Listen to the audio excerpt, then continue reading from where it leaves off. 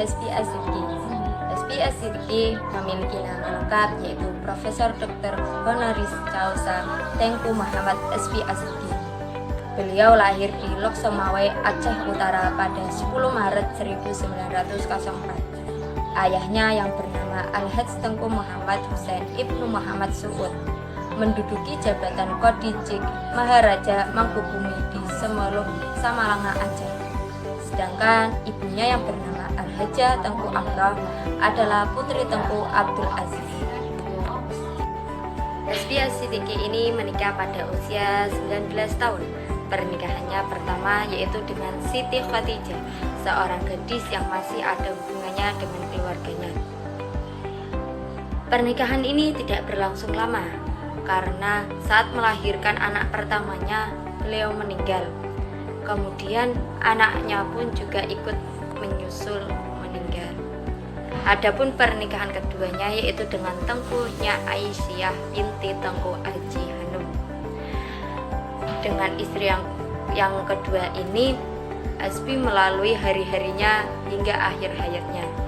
Ia memiliki 4 orang anak, 2 perempuan dan 2 laki-laki.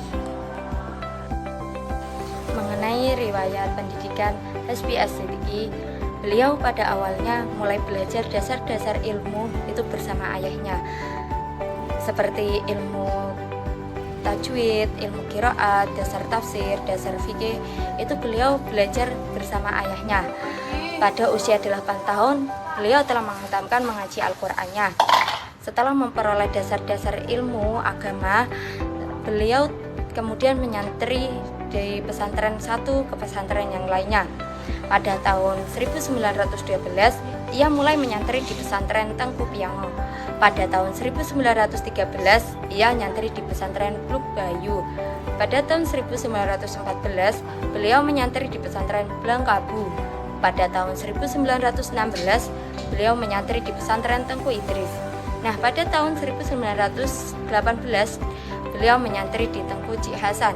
Selanjutnya, pada tahun 1920, beliau menyantri di Tengku Cik Hasan Karung Kale.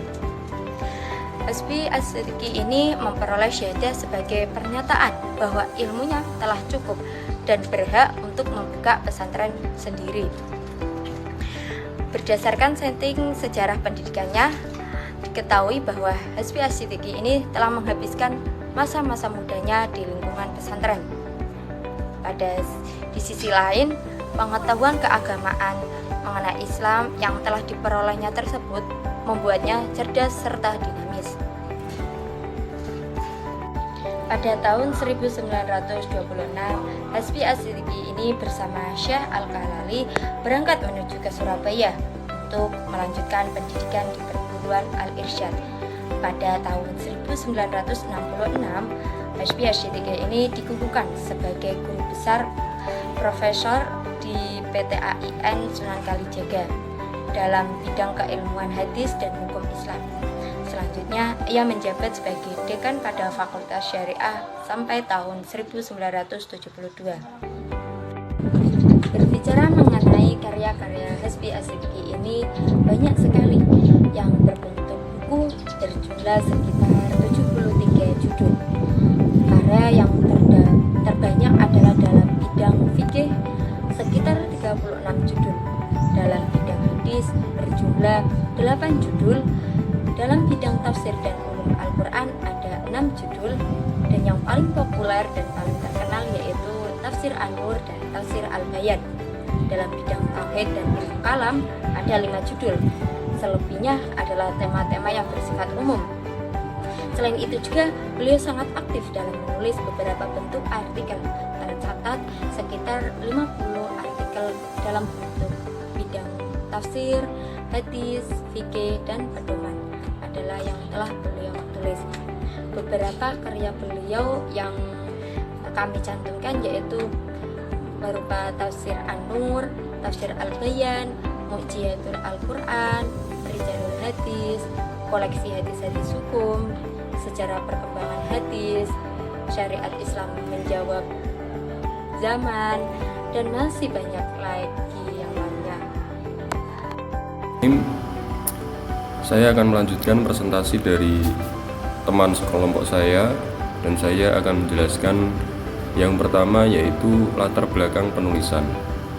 Latar belakang penulisan tafsir Al-Bayan ini terinspirasi dari tafsir sebelum tafsir Al-Bayan, yaitu tafsir An-Nur yang telah mendahului tafsir Al-Bayan. Dari pernyataan Tengku Muhammad Hasbi As-Siddiqi, maka dapat dirumuskan bahwa latar belakang penulisan tafsir Al-Bayan ini setidaknya ada dua faktor. Yang pertama faktor internal, yang kedua faktor eksternal. Faktor internal yang dimaksud di sini adalah motivasi dari penulis sendiri untuk mengembangkan karya tafsirnya yang telah ia tulis sebelumnya. Dalam hal ini, Hasbi As-Siddiqi menyadari bahwa tafsir An-Nur atau karya tafsir yang pertama itu perlu dikembangkan dan masih memiliki kekurangan-kekurangan dan harus disempurnakan. Yang kedua yaitu faktor eksternal. Faktor eksternal yang dimaksud di sini adalah motivasi yang bersumber dari tafsir Al-Quran di luar tafsir An-Nur. Dalam hal ini, Hasbi As-Siddiqi menyatakan bahwa terjemahan-terjemahan atau tafsir yang ada ketika itu masih perlu ditinjau dan disempurnakan. Selanjutnya ada sumber rujukan. Nah, kitab tafsir Al-Bayan ini memiliki beberapa rujukan yang menjadi rujukan dari sang penulis, yaitu Hasbi As-Siddiqi. Di antaranya, beliau merujuk kepada pandangan-pandangan para ulama, baik itu ulama klasik maupun ulama kontemporer.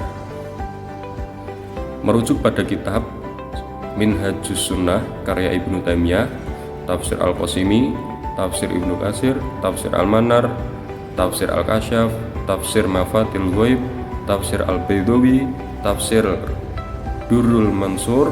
Adapun kitab-kitab hadis yang dijadikan rujukan Hasbi diantaranya ada Sahih Bukhari, Sahih Muslim, Musnad Imam Ahmad, Sunan Abu Daud, dan lain-lain. Kemudian yaitu metodologi dan corak tafsir.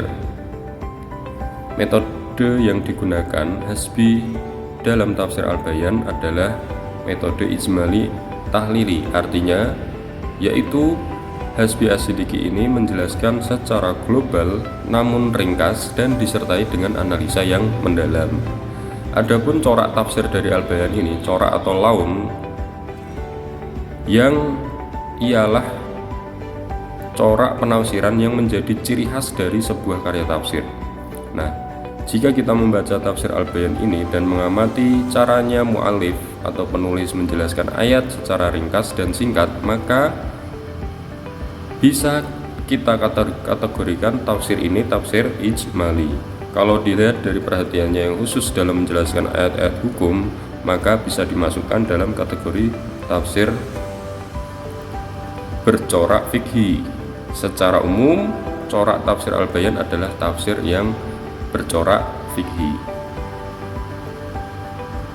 Nah, selanjutnya adapun kekurangan dan kelebihan dari tafsir Al-Bayan ini. Setidaknya ada 3. Kita membahas kelebihan yang pertama, kita membahas kelebihan, yaitu setidaknya ada 3 kelebihan. Yang pertama yaitu lebih ringkas dan lebih sempurna dalam penafsiran setiap lafaz atau kalimat Al-Quran daripada karya tafsir pertamanya, yaitu tafsir An-Nur. Yang kedua, menggunakan bahasa Indonesia yang ringkas dan mudah untuk dipelajari serta dikaji. Yang ketiga, memiliki kredibilitas yang tinggi mengingat penafsiran makna-makna Al-Quran yang cukup lengkap.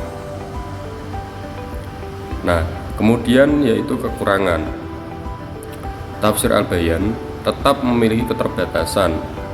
Jadi namanya ada kelebihan ya pasti punya kekurangan, yaitu dalam aspek metodologis yang kurang sempurna. Misalnya dalam ayat-ayat mutasabihat yang memiliki banyak tafsiran yang ditakdirkan atau dikira-kirakan, dan mengkira-kirakan interpretasi ayat-ayat mutasabihat pada ayat-ayat tertentu itu memang sangatlah sulit. Maka dari itu Tengku Muhammad Hasbi menghindari hal-hal yang seperti ini.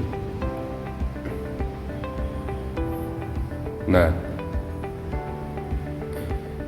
ini selanjutnya ada gambar ataupun foto dari contoh penafsiran kitab Tafsir Al-Bayan.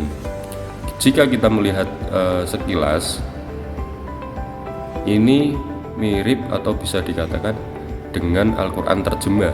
Namun yang menjadi pembeda ialah beliau mengartikan ataupun menjelaskan penafsirannya sesuai dengan rujukan-rujukan yang beliau jadikan rujukan, dan juga memiliki corak atau laun yang khas terhadap dirinya. Nah, jika kita lihat mirip sekali dengan Quran terjemah, namun di bawahnya ada footnote yang menjadi penjelas tafsir yang ada di atasnya. Mungkin sekian presentasi dari kami, kurang lebihnya kami mohon maaf apabila terdapat kekurangan ataupun salah kata, kami mohon maaf. Kurang lebihnya kami berterima kasih. Wallahul muwaffiq ila aqwamit thoriq. Wassalamualaikum warahmatullahi wabarakatuh.